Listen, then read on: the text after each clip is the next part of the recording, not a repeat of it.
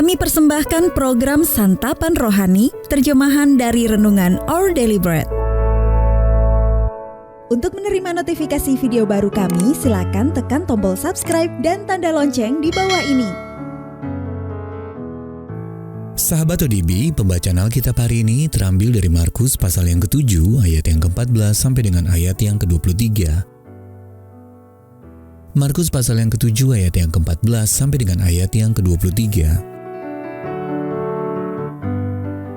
Lalu Yesus memanggil lagi orang banyak dan berkata kepada mereka, "Kamu semua dengarlah kepadaku dan camkanlah. Apapun dari luar yang masuk ke dalam seseorang tidak dapat menajiskannya. Tetapi apa yang keluar dari seseorang, itulah yang menajiskannya. Barang siapa bertelinga untuk mendengar, hendaklah ia mendengar." Sesudah ia masuk ke sebuah rumah untuk menyingkir dari orang banyak, murid-muridnya bertanya kepadanya tentang arti perumpamaan itu.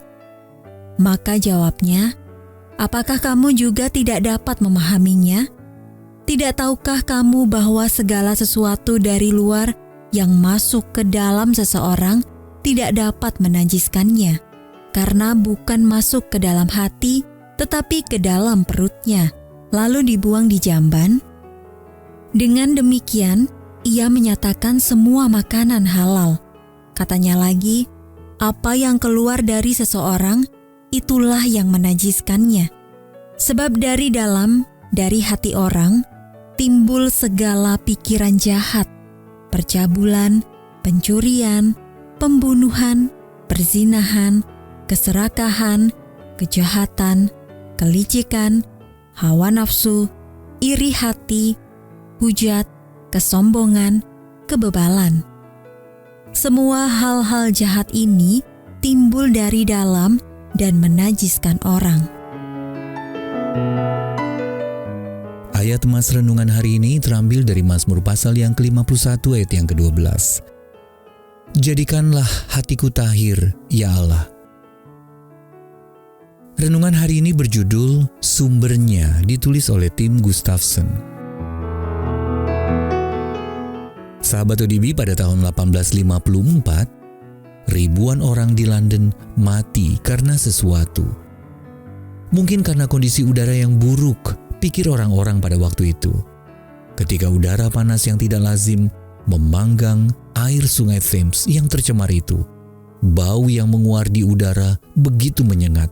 Sampai-sampai peristiwa itu dikenal sebagai The Great Stink atau bau yang hebat. Namun permasalahan utamanya bukanlah pada udara. Sebuah riset yang diadakan Dr. John Snow menunjukkan air yang terkontaminasi sebagai penyebab munculnya epidemi kolera. Manusia sebenarnya sudah lama menyadari adanya krisis lain yang mengeluarkan bau busuk sampai ke sorga. Kita hidup di dunia yang sudah rusak, dan kita cenderung salah dalam mengidentifikasi sumber masalahnya. Sehingga yang kita obati hanyalah gejalanya. Program sosial dan kebijakan yang tepat memang baik, tetapi tidak mampu menghentikan akar permasalahan dari penyakit terbesar manusia, yakni hati yang penuh dosa. Ketika Yesus berkata apapun dari luar yang masuk ke dalam seseorang tidak dapat menajiskannya, dia tidak mengacu kepada penyakit fisik, Markus pasal yang ke-7 ayat yang ke-15, melainkan sedang mendiagnosis kondisi rohani setiap manusia. Apa yang keluar dari seseorang itulah yang menajiskannya, ujar Yesus, yang lalu menyebutkan serangkaian kekejian yang mengintai dalam diri kita. "Sesungguhnya dalam kesalahan aku diperanakan," tulis Daud dalam Mazmur 51 ayat yang ke-7. Itu juga menjadi ratapan kita semua. Sejak awal kita telah rusak oleh dosa. Itulah sebabnya Daud berdoa, "Jadikanlah hatiku tahir, ya Allah."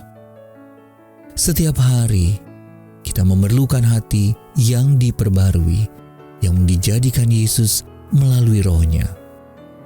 Daripada hanya mengobati gejala yang ada, kita perlu membiarkan Yesus menyucikan sumber masalahnya. Sahabat ODB, bagaimana selama ini Anda mungkin hanya mengobati gejalanya, daripada membiarkan Yesus membersihkan sumber masalahnya? Lalu bagaimana Anda dapat membagikan kabar baik tentang apa yang telah Yesus perbuat bagi Anda? Bapa Surgawi, jagalah hatiku dan tolonglah aku memperhatikan tuntunan Roh-Mu dalam diriku.